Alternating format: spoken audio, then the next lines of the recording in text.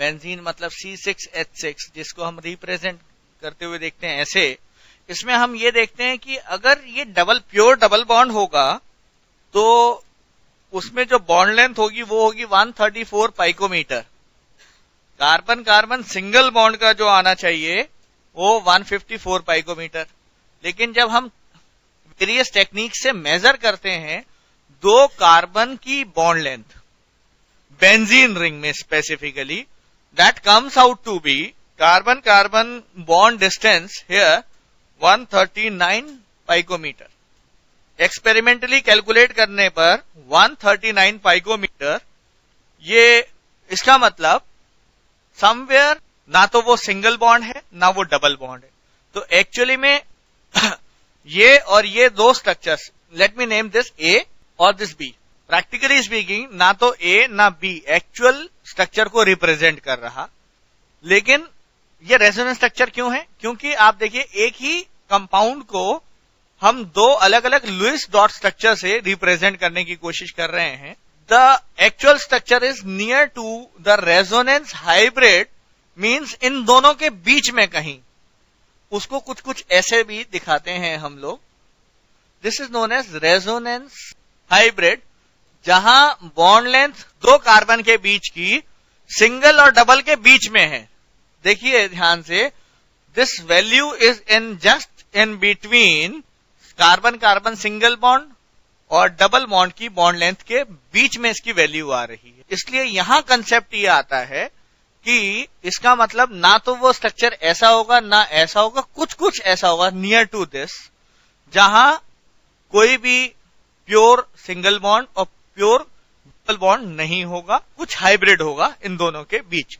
These resonance structure से ज्यादा stable होता है रेजोनेंस हाइब्रिड। इन दोनों की एनर्जी तो ऑलमोस्ट सेम होगी, लेकिन इसकी एनर्जी कुछ कम होगी क्योंकि ये ज्यादा स्टेबल है। कोई भी स्पीसीज ज्यादा स्टेबल तब होती है जब उसकी एनर्जी कम होती है। जब एनर्जी कम होती है इसका मतलब ए स्ट्रक्चर, बी स्ट्रक्चर, और let me name this as R structure, resonance hybrid को, देयर इज अ डिफरेंस। वो जो डिफरेंस है एनर्जी का, उसको हम बोलते हैं रेजोनेंस एनर्जी। जो रेजोनेंस स्ट्रक्चर्स और रेजोनेंस हाइब्रिड के बीच में है, इसको रेजोनेंस एनर्जी या रेजोनेंस स्टेबिलाईजेशन एनर्जी भी बोलते हैं। Resonance stabilization energy. Here the resonance structures, इनको हम कैनोनिकल स्ट्रक्चर्स भी बोलते हैं। They are hypothetical.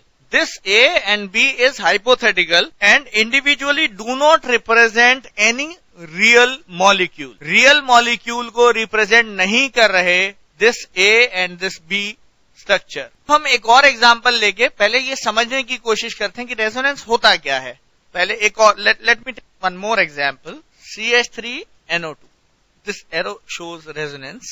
This I am taking an example of nitromethane. See, this structure can be shown by two different Lewis structures और ये almost same है। देखिए structure 1 और 2, इसका नाम दे रहा हूं मैं। स्ट्रक्चर 1 and 2 आर सेम, और इसमें जो डिफरेंस है वो क्या है?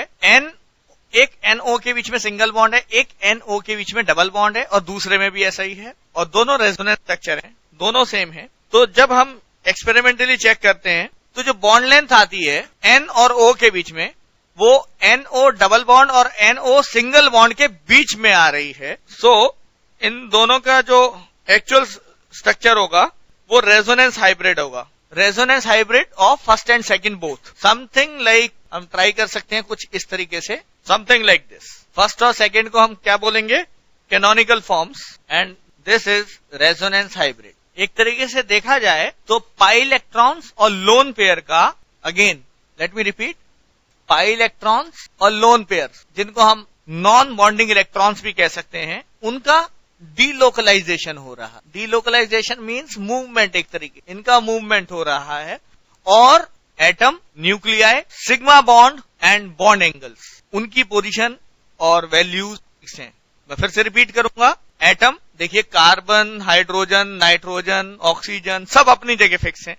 सिंगल बॉन्ड जितने बने हुए हैं वो सब फिक्स हैं, sigma bonds. Even bond angle भी फिक्स हैं। जो चेंज हो रहा है, जिसकी पोजीशन में चेंज हो रहा है, उसको हम लोन पेयर या बॉन्ड्स के फॉर्म में देख रहे हैं, जिनका मूवमेंट हो रहा है। इलेक्ट्रॉन्स का मूवमेंट हो रहा है, lone pair, non bonding electron जिनको हम कहते हैं, या फिर पाई बॉन्ड्स का। रेजोनेंस के कुछ बेसिक रूल्स जो हम देख रहे हैं। सबसे पहले, जैसा कि हमने बेंजीन में देखा, बेंजीन को एक पर्टिकुलर लुईस डॉट स्ट्रक्चर से हम रिप्रेजेंट नहीं कर रहे, यहां कम से कम 2 स्ट्रक्चर बन रहे हैं आपके सामने, ए और बी जिसको मैं बोल रहा हूं, कम से कम 2 बन रहे हैं।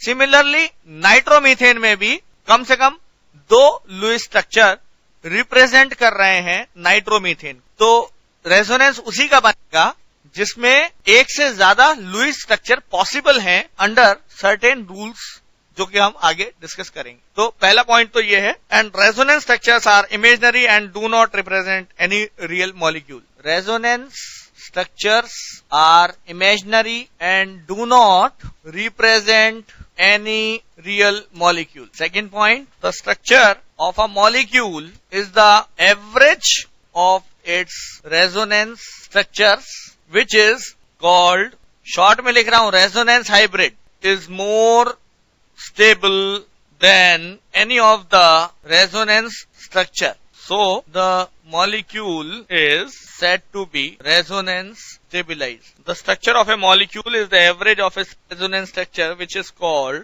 a resonance hybrid. A resonance hybrid is more stable than any of the resonance structures, so the molecule is said to be resonance stabilized. Note कर लो बेटा। Third point, मैं atoms and nuclei, their positions are fixed. They are fixed. No movement. Only electrons, which are non-bonding electrons और pi electrons, electrons involved in pi bonding, सिर्फ उनका movement होता है resonance structure में। Already seen in the example, number of electrons will remain same. For example, let me take suppose is a kind of free radical suppose, और ये कुछ ऐसा बनाता है, something like this. Odd electrons या unpaired electrons जितने हैं एक स्ट्रक्चर में, उतने हर स्ट्रक्चर में रहेंगे। देखिए यहां पर स्ट्रक्चर 1 में एक इलेक्ट्रॉन है अनपेयर्ड, स्ट्रक्चर 2 में भी एक ही इलेक्ट्रॉन है unpaired. You can see this always remain constant. Next rule, एक स्ट्रक्चर और बनाते हैं, समझने की कोशिश करते हैं उस स्ट्रक्चर से। सपोज ये स्ट्रक्चर एक दे रखा है और इसका रेजोनेंस स्ट्रक्चर को ये बनाता है कुछ इस प्रकार से, something like, let me take this, कुछ इस प्रकार से। तो हम ध्यान से देखें, this structure is wrong, this structure is wrong, और इसको नहीं बना सकते रेजोनेंस में। क्यों नहीं बना सकते? क्योंकि octet is never violated. Octet is never violated. और अगर आप ध्यान से देखें तो नाइट्रोजन यहां 5 बॉन्ड बना रहा है, 5 बॉन्ड्स। नाइट्रोजन यहां 5 बॉन्ड्स बना रहा है, जो कि पॉसिबल नहीं है। 5 बॉन्ड बनाना नाइट्रोजन के लिए पॉसिबल नहीं है।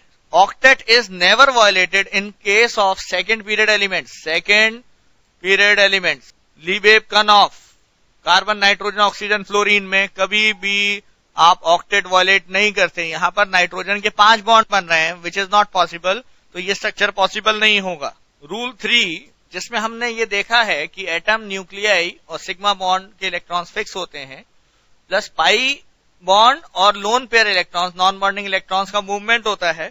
इसको समझते हैं कुछ ऐसे एग्जाम्पल से। सो हियर हम ये देख रहे हैं यहां पर पाई इलेक्ट्रॉन्स और नॉन बॉन्डिंग इलेक्ट्रॉन्स का मूवमेंट। मैं बात कर रहा हूं इस रूल की, जिसमें हमने देखा किस तरह से मूवमेंट होता है, ये समझने की कोशिश करते हैं। यहां ऑक्सीजन के ऊपर ये बॉन्ड कन्वर्ट हो रहा है लोन पेयर में। दिस बॉन्ड ये कन्वर्ट हो गया यहां लोन पेयर की फॉर्म में, और ये पाई बॉन्ड शिफ्ट हो गया इधर। ये इसका रेजोनेंस स्ट्रक्चर है, ये हमने देखा। एक और एग्जांपल करके देखते हैं। देखिए पाई बॉन्ड फिर से पाई बॉन्ड में कन्वर्ट हो गया, यहां पाई बॉन्ड लोन पेयर में कन्वर्ट हो गया, और इसका उल्टा भी हो सकता है। जस्ट ये यहां शिफ्ट हुआ और ये यहां शिफ्ट हुआ, तो again we will get back the first one, first structure, right? Something like this. This is resonance structure. एक और एग्जांपल करते हैं, समझते हैं, कोशिश करते हैं समझने की एक और एग्जांपल से। Let us do one more example. इसका मूवमेंट क्यों हो रहा है? इसलिए हो रहा है कि पॉजिटिव चार्ज है और ये पाई इलेक्ट्रॉन्स हैं। पाई इलेक्ट्रॉन मतलब नेगेटिव चार्ज इलेक्ट्रॉन, आसानी से मूवमेंट करेंगे। क्यों करेंगे? पॉजिटिव अट्रैक्शन करेगा। तो ये इधर जब शिफ्ट होंगे तो यहां पर पॉजिटिव चार्ज आ जाएगा फिर, और फिर इस केस में क्या होगा? फिर से मूवमेंट ये इधर आ जाएगा, and again we will get back this. मैं इसमें एक और स्ट्रक्चर बनाना चाहूंगा और उसको भी लेके हम डिस्कस करेंगे, जो कुछ कुछ इसके जैसा दिखता है। अगर ध्यान से देखिए तो ये स्ट्रक्चर सी जो है कुछ कुछ ऐसा दिखता है, लेकिन यहां ये इसका ऊपर ए और बी का रेजोनेंस स्ट्रक्चर नहीं है। क्यों? क्योंकि यहां पर ये हाइड्रोजन इधर शिफ्ट हो गया है, इधर से इधर शिफ्ट हो गया एक हाइड्रोजन। और मैंने कहा था रूल स्टार्ट करते हुए कि एटम, न्यूक्लियाई और सिग्मा बॉन्ड्स अपनी जगह फिक्स रहते हैं, यहां पर हाइड्रोजन की शिफ्टिंग हो रही है।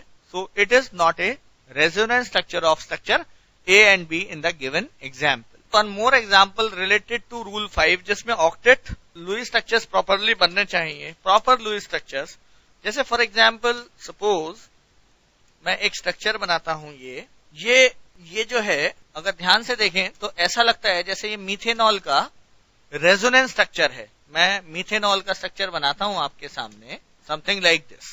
मीथेनॉल ये अगर ऐसे शिफ्ट हो जाए तो ऐसा लगता है कि जैसे ये इसका रेजोनेंस स्ट्रक्चर बन गया। लेकिन अगेन ये जो हमने बनाया है मीथेनॉल का रेजोनेंस स्ट्रक्चर, ये गलत है। ये गलत इसलिए है कि कार्बन यहां 5 बॉन्ड बना रहा है, जबकि कार्बन 4 से ज्यादा बॉन्ड बना ही नहीं सकता।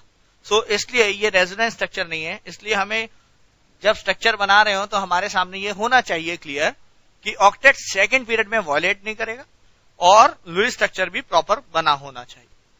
Less energy form contributes more to the resonance. Less energy form का मतलब क्या हो गया? जो सबसे ज्यादा स्टेबल है। जितना ज्यादा स्टेबल होगा रेजोनेंस हाइब्रिड में उसका कंट्रीब्यूशन सबसे ज्यादा होगा, जिसको अभी हम कुछ एग्जांपल्स देके समझेंगे। एक और एग्जांपल लेके एक रूल को समझने की कोशिश करते हैं। अब हम एक रूल और स्टडी करेंगे, मोर स्टेबल। सपोज इसको दे दिया हमने नाम 1, दिस इज 2, दिस इज 3। तो इसमें सबसे ज्यादा स्टेबल कौन सा होगा और कम स्टेबल कौन सा होगा, ये हम स्टडी करते हैं। तो आप लोग ध्यान से इसमें कैलकुलेट कीजिए कि फर्स्ट में कितने कोवेलेंट बॉन्ड्स हैं और सेकंड और थर्ड में कितने कोवेलेंट बॉन्ड्स हैं। तब आपको ज्यादा क्लियर होगा कि इसको ऐसे भी देख सकते हैं, ऐसे भी देख सकते हैं। इन दोनों से सेकंड और थर्ड से वी विल गेट फर्स्ट। दो तरीके से इलेक्ट्रॉन मूवमेंट हो सकता है। एक जो मैंने अभी दिखा रखा है, दूसरा जो मैं दिखाने जा रहा हूं वो क्या है? येलो कलर के मूवमेंट से थर्ड स्ट्रक्चर बनता है, रेड कलर के मूवमेंट से सेकंड स्ट्रक्चर बनता है। तो आपने कोवेलेंट बॉन्ड्स कैलकुलेट किए, कितने आए हैं? कितने कोवेलेंट बॉन्ड्स हैं? 11। There are 11 covalent bonds here and there are how many are there in second and third? If you calculate, they'll come out to be 10 and 10. Simple सा rule है, जितने ज्यादा कोवेलेंट बॉन्ड होंगे उतना ही ज्यादा stable होगा। More covalent bonds will find more covalent bonds का मतलब मोर स्टेबल स्ट्रक्चर। साफ तौर पे स्टेबल स्ट्रक्चर आएगा हमारे को। इसका मतलब फर्स्ट स्ट्रक्चर सबसे ज्यादा स्टेबल है और सेकंड और थर्ड में स्टेबिलिटी कम है क्योंकि बॉन्ड्स कम है, राइट? जितने ज्यादा बॉन्ड बन जाते हैं किसी स्ट्रक्चर में वो उतना ज्यादा स्टेबल हो जाता है। तो फर्स्ट स्ट्रक्चर जिसमें 11 कोवेलेंट बॉन्ड्स हैं, 11 कोवेलेंट बॉन्ड है, that is more stable than second and third which are having 10 covalent bonds. Number 2, second and third जो अनस्टेबल हैं वो इससे भी अनस्टेबल हैं क्योंकि यहां चार्ज सेपरेशन है। जितना चार्ज सेपरेशन होगा उतना मॉलिक्यूल अनस्टेबल हो जाएगा। तो देखिए सेकंड और थर्ड में पॉजिटिव और नेगेटिव पोल्स बने हुए हैं, चार्ज सेपरेशन हो रहा है, लेकिन ऐसा फर्स्ट फिगर में स्ट्रक्चर में नहीं हो रहा, इसलिए first is more stable than second and third. एक और एग्जांपल लेके एक और रूल पढ़ेंगे हम, role of electronegativity and covalent bonds. Note कर लिया होगा आप। Let me draw one more structure, let me name this as first. दो तरीके से होगा इसमें, या तो इलेक्ट्रॉन का मूवमेंट इधर होगा या फिर इधर होगा, दो तरीके से हो सकता है। तो let me go first by this movement, so I will get this and जब इस वाले से होगा, इसको मैंने सेकंड नंबर दिया और इसको मैंने थर्ड नेम दे दिया, सीरियल नंबर 3। कुछ इस तरीके से। अगर आप ध्यान से देखें, अगेन स्टेबिलिटी की बात करें तो फर्स्ट से सेकंड में जो डिफरेंस है, साफ तौर पे जो सामने स्ट्रक्चर है उसमें साफ तौर पे दिख रहा है कि फर्स्ट में 4 कोवेलेंट बॉन्ड आपको दिख रहे हैं, सेकंड और थर्ड में 3-3 दिख रहे हैं। तो सीधे सीधे first structure is more stable क्योंकि इसमें it has got more covalent bond. Third structure, second और थर्ड स्ट्रक्चर में 3 कोवेलेंट बॉन्ड है प्लस चार्ज सेपरेशन भी है, इसलिए ये ज्यादा अनस्टेबल है। Second and third are more unstable than first, तो सबसे ज्यादा स्टेबल हो गया फर्स्ट। अब चूंकि यहां डिफरेंस है, आप देखिए सेकंड और थर्ड में, तो इसको भी ध्यान से स्टडी करना है, ध्यान से बोर्ड पे देखना है। तो हम ये देख रहे हैं, क्या देख रहे हैं कि सेकंड स्ट्रक्चर में ऑक्सीजन पे नेगेटिव चार्ज है, थर्ड स्ट्रक्चर में ऑक्सीजन पे पॉजिटिव चार्ज है। ऑक्सीजन पे negative, oxygen relatively is more electronegative, more electronegative. More electronegative को स्टेबिलिटी के लिए चाहिए होता है नेगेटिव चार्ज, तो more electronegative should carry negative charge, तो इसलिए ये ज्यादा स्टेबल होना चाहिए relatively as compare to the third structure.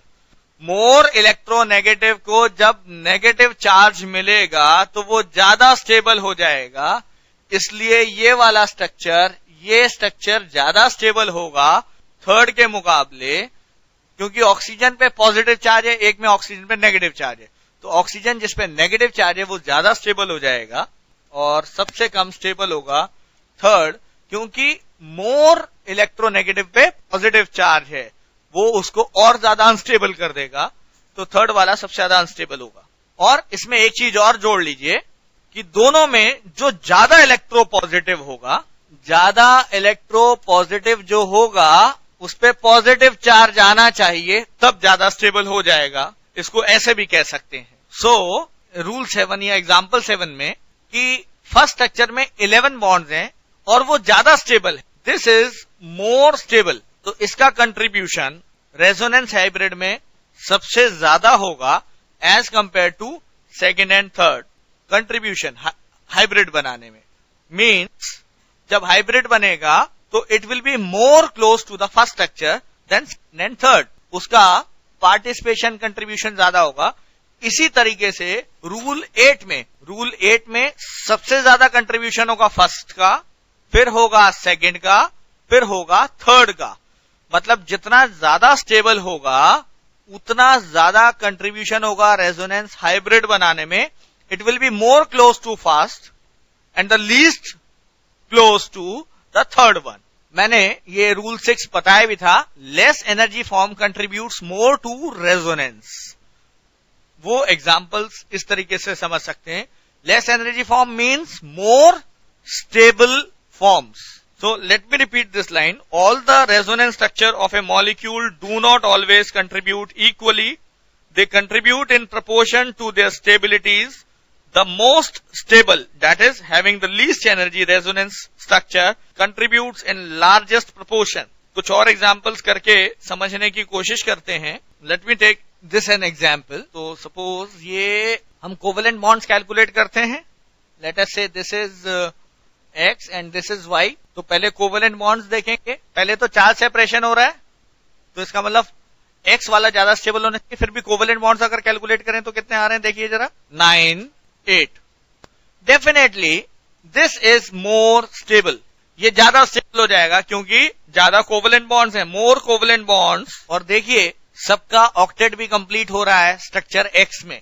ध्यान से अगर हम देखें ऑक्टेट कंप्लीट हो रहा है बेटा, लेकिन अगर हम ध्यान से देखें Y में तो कम से कम इस कार्बन का तो ऑक्टेट इनकम्प्लीट है। ध्यान से देखिए, एग्जाम्पल यहां करते हैं। Let me do one more example for you. CH2 double bond CHCl, suppose ऐसा मूवमेंट हो रहा है, कुछ ऐसा हो रहा है, देखिए ध्यान से, ऐसा बनेगा कुछ।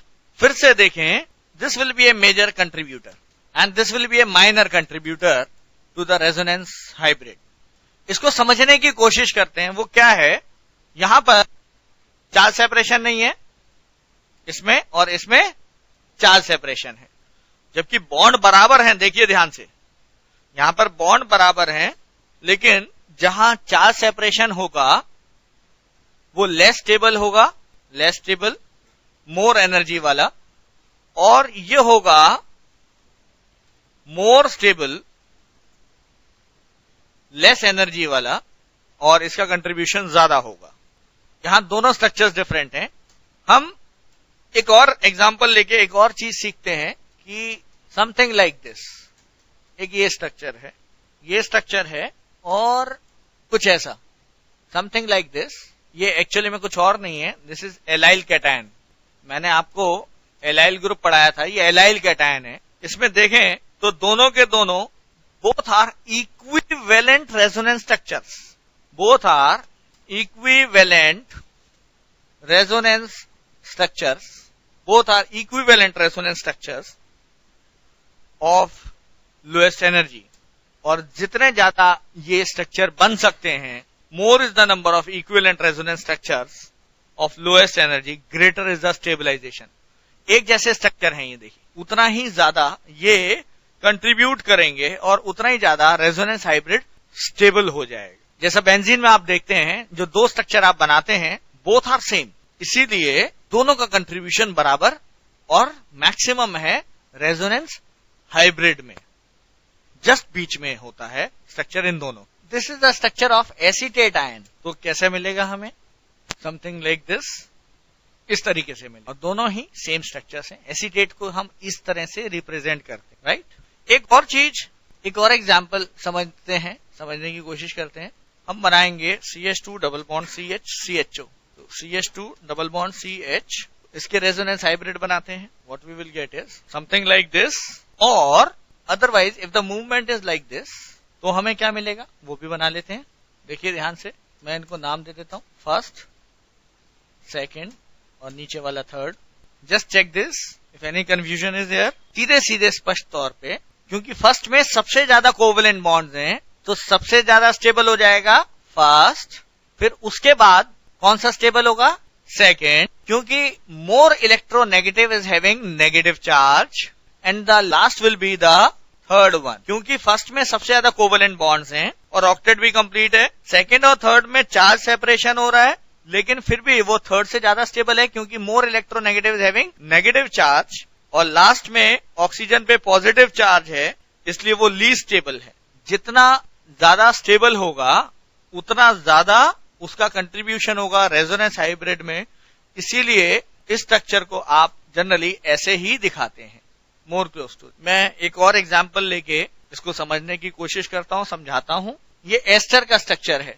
Now this is an example जहां ये पूछा जा रहा है कि मिथाइल इथेनोएट या मिथाइल एसीटेट एस्टर में फर्स्ट और सेकंड का कंट्रीब्यूशन कम क्यों है? Why they are minor contributor? Why they are unstable? क्यों? देखिए अब ये बने कैसे हैं, पहले ये समझते। ये जो बने हैं वो कुछ ऐसे बने हैं कि मान लीजिए ये इधर आ गया तो फर्स्ट बन जाएगा, और सेकंड जो बना है वो कुछ ऐसे बना है कि ये इधर आ गया तो सेकंड बन जाएगा। फर्स्ट में ये जो येलो एरो से दिखा है तो सेकंड बन जाएगा। Now why they are unstable? First में कार्बन का ऑक्टेट कंप्लीट नहीं हो रहा, इसलिए अनस्टेबल हो गया। रीजन क्या है? कार्बन का ऑक्टेट कंप्लीट नहीं हो रहा फर्स्ट स्ट्रक्चर में, और सेकंड में चार्ज सेपरेशन है और इलेक्ट्रोनेगेटिव एलिमेंट के ऊपर पॉजिटिव चार्ज है, ऑक्सीजन पे पॉजिटिव चार्ज है, तो ये भी अनस्टेबल और ये भी unstable, and that's why they are not major contributors to the actual structure of the ester, given ester, right? So here we have studied that the lone pair can be moved in the same manner as a pi bond. ठीक है? Okay. One thing which we have already discussed कि equivalent resonance structures का बराबर contribution होता है, क्योंकि उनका energy level same होता है। जैसा कि हमने फॉर एग्जाम्पल सपोज ये देखा, यहाँ दोनों का कंट्रीब्यूशन बराबर होगा, क्योंकि दोनों का जो एनर्जी लेवल है, सपोज ये एनर्जी लेवल है, सो ये एनर्जी लेवल दोनों का बराबर है। सपोज मैं कार्बन डाइऑक्साइड का रेजोनेंस स्ट्रक्चर बनाऊं तो मैं कैसे बनाऊंगा? कुछ ऐसा, और अगर मैं इसका रेजोनेंस बनाता हूं कुछ ऐसा, समथिंग लाइक दिस, तो जो स्ट्रक्चर बनेगा वो मेरे सामने कैसा आएगा? या फिर मैं जो मूवमेंट करूं जस्ट उल्टा करूं तो मुझे जो मिलेगा समथिंग लाइक दिस। तो देखा गया ऊपर बने स्ट्रक्चर्स का एनर्जी नीचे वाले स्ट्रक्चर से ज्यादा होगा, क्योंकि एनर्जी लेवल सपोज ऐसे बढ़ रहा है, इस तरीके से बढ़ रहा है, तो इसीलिए CO2 में कम एनर्जी वाला जो है वो ये है, इसीलिए इसका कंट्रीब्यूशन ज्यादा होता है। और आपने अक्सर CO2 का स्ट्रक्चर नीचे वाले से देखा होगा, ऊपर वाला देखा नहीं होगा, एंड वो अनस्टेबल है, चार्ज सेपरेशन है, तो उनका रेजोनेंस हाइब्रिड में मिनिमम कंट्रीब्यूशन होता है। This is what you have seen. Let me make an example. Suppose this is the structure. This is alkyl cyanide. Energy level increases like this. दो तरीके से हो सकता है मूवमेंट जो है इलेक्ट्रॉन्स का. एक तो ये तरीका होगा, इससे जो बनेगा हमारे सामने कुछ ऐसा बनना चाहिए, और एक मूवमेंट इस तरीके से होगा. किस तरीके से होगा तो कैसा बनेगा? Something like this. आप ध्यान से, मूवमेंट कुछ इस प्रकार से बनना चाहिए. And you see, if I take the energy level somewhere like with this green colour, like this and this, तो इसमें जो मैक्सिमम कंट्रीब्यूशन होगा वो सबसे नीचे जो है उसका होगा, क्योंकि उसमें चार्ज सेपरेशन बिल्कुल नहीं है.